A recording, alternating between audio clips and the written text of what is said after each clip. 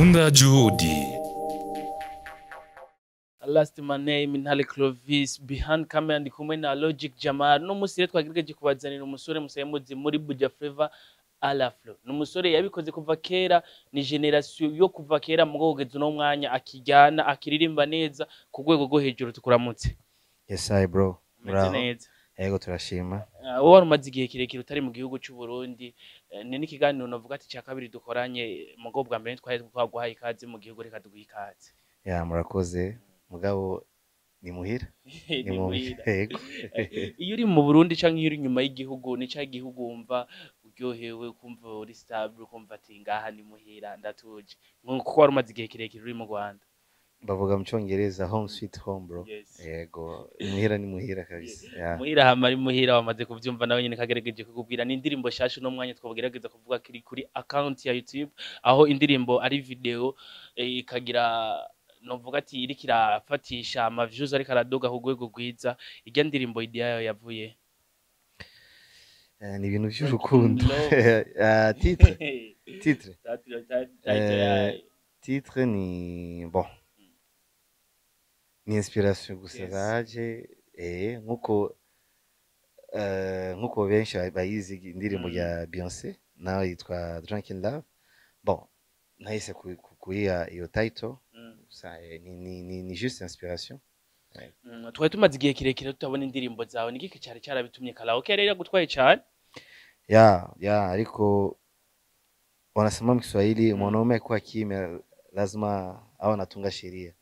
Yes ndibaza ukimya wangu nilikuwa niko naandaa kazi nkuko mwabibonye kuri Drunk in Love n'izindi ziko ziraza mu nyuma yego. Umaze kutubwira ko izindi ziriko ziraza twitege ikindi gikorwa vuba ko niki turabona kiracyafise umuriro mu gisagara si kimwe ni nyinshi kuko ebana akazi ni kenshi indirimbo ni nyinshi ziriko ziraza ntuka abafanzi banje bitege kuri byinshi kuva kuri jewe. Kubera kino ndirimbo wahisemo kwita Drink in Love ni nakubwiye ni juste inspiration yaje uko nyene. Ya bon niliwaza kupanga kuyimba kwa kitu Drunk in Love nikafana jiwaza kuipatia title. Yes ni juste inspiration. Indirimbo turabonera kiraduza ama views mugo ni muri bwa buryo nyene twari duheruka kuva kera alafa kubita views ngaha no ngaha mugo ino turiko turabona speed atari nini cyane ubona ari giki kibitera.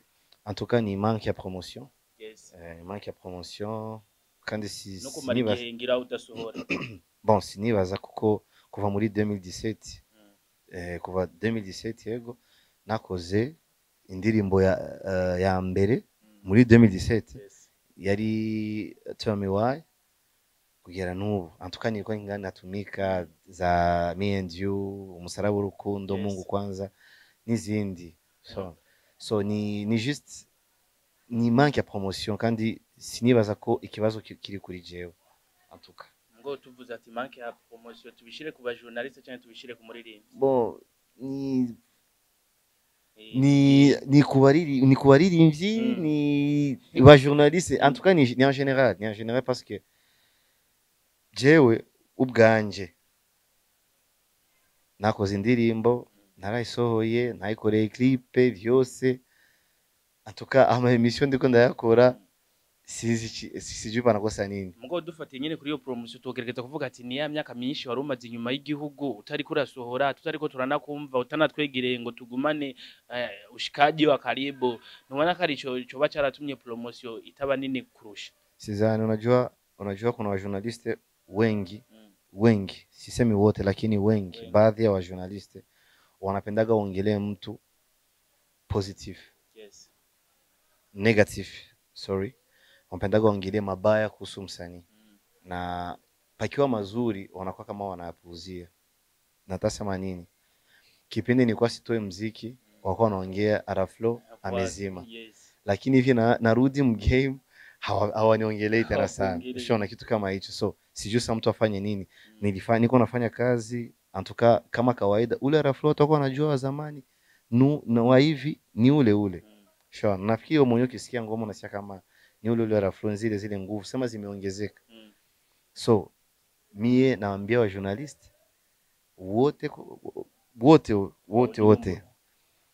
wa journalist wa DJ wafanye kazi, wapige ngoma zetu. Tumeingia studio, tumetoa pesa, show wasipige tu, wasifanye promotion. Sean, yes. Twagereza kuvuga ko Alaflo yagerageje kuvuza umuziki, gukora umuziki kuva kera, yaramfise n'izina rirenze iryo afise uno munsi. Urabona muri kuno kuntu uri kuraza gushasha rya zina rya kera uzogerageza kurironka nkuko wari umeze kera?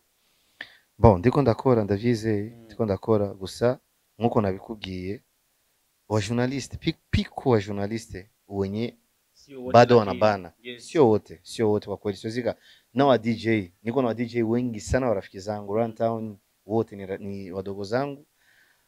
Wa DJ wengi kina Mario wote ni rafiki zangu. Shona wana play nyimbo zangu, najua wana play, wanajikaza, wanafanyia kazi, lakini piko wengine wenye wasichezi, piko wengine wanasubiri Alaflo afike, wakimwona wana play.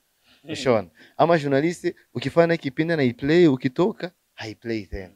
Shona kitu kama hicho. So wajisikie kama mimi ni Mrundi kama wao, waicheze ngoma yangu kama Warundi, tuwe ba patriote, hapana kumvugo mu ngiro.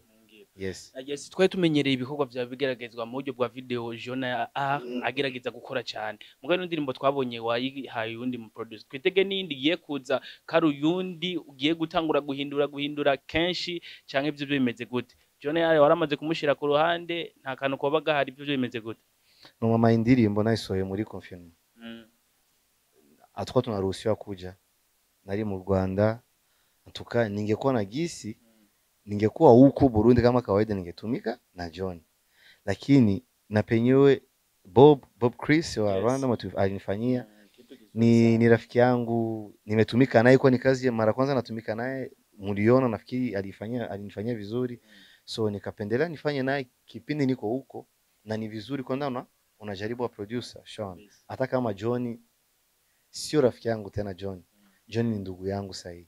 Sean kinyume hata na kunifanyia video, nifanyia mambo mengi. So namshukuru kwanza kwa hiyo. Nafikiri kufanya hii na wengine producer hapajawa ubaya wote. Ni kama gisi nikienda Kenya naweza nikafanya na producer wa Kenya. Yes.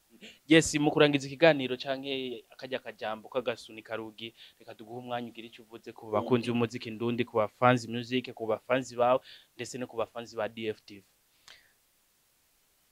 Ndi Alaflo kuva muri 2006 ngitangura nubu ndi Alaflo nyene, niko ule.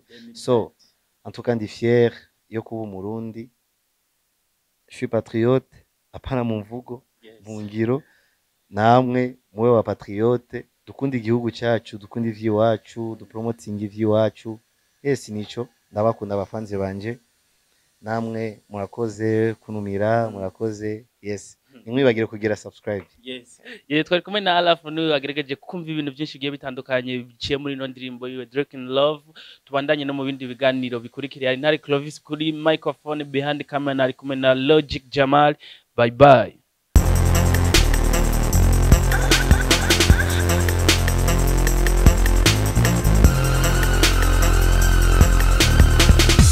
DFTV Tunda Juhudi.